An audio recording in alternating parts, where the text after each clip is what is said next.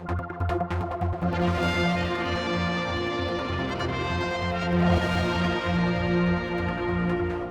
following the news of the tragic death of Stuart Baggs, here's an interview I recorded with him just after he left The Apprentice. Welcome back to the Isle of Man. Hello. It's been a most amazing journey, has it not? Whirlwind journey, I think is the best word to describe it. But I've never done anything quite like that before, and I probably will never again. But it's fantastic. How do you get involved in this in the first place? Well, you have to be a certain kind of egotistical mentalist. You apply to be on The Apprentice. You just go on the website, type your details in. You send a stupid picture of yourself in and say why you should be on it. And then 6 months later, you get an invite to be on the show. So it's really that simple. Obviously, you were the main talking point, not just here in the Isle of Man, but everywhere. Did you know that at the time, that what you were doing? Not when it was filmed. And the beauty of something like The X Factor is that after 1 week, when you realise what people's perception of you is, you can change it week on week. With The Apprentice, because it's all in one go, you just yourself, and you don't have a clue until it's broadcast actually what people's reaction is going to be. Was that really you? The me you saw on The Apprentice was 100% me. I'm not going to sit here and say I was edited badly, because I wasn't. I was edited to show exactly how I was. I was out there, is probably a good word to say, on week one trying to sell sausages. But there is nothing to dispute. And people often say, I look bad on The Apprentice. Well, if you look bad, it's because you are bad.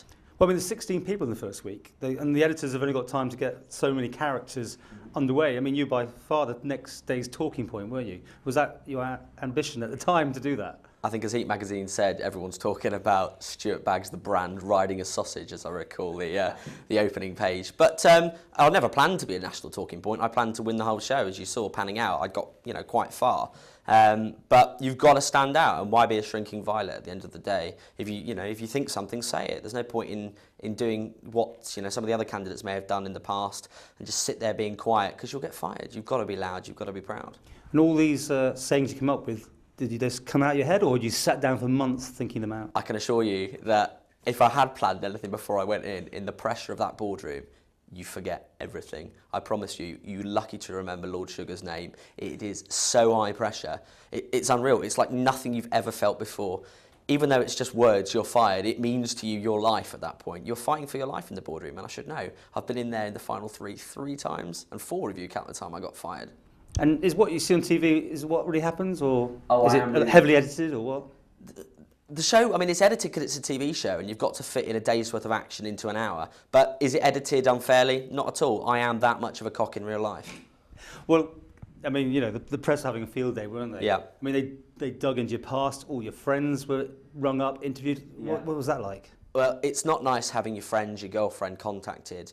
Not that I can't handle the media, but it's when they start dragging sort of your grandma into it. People that just, should not be involved. If I make a decision to go on a television show, I'm making the decision, as the people watching this will know, they'll either be hitting the TV screen going, what an idiot, or they'll be saying, well done. I hope they're saying, well done. But that's a choice that I've made. It's not a choice that my friends have made. It's not a choice that the rest of my family's made. So it's highly unfair, although sadly, sign of the times that, if you are in national attention, people start digging.